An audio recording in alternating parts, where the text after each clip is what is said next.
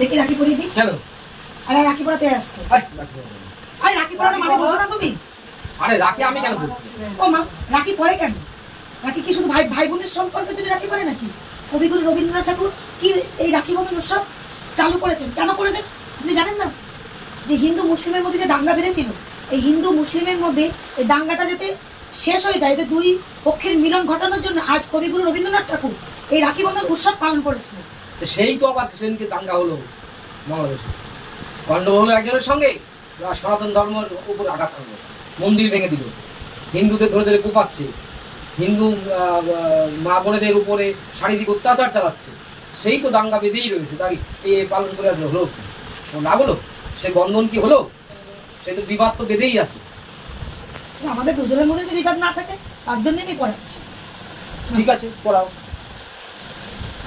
স্বামী ভাই না, স্বামী আছে বন্ধু। ঠিক আছে, ঠিক আছে, ঠিক তো?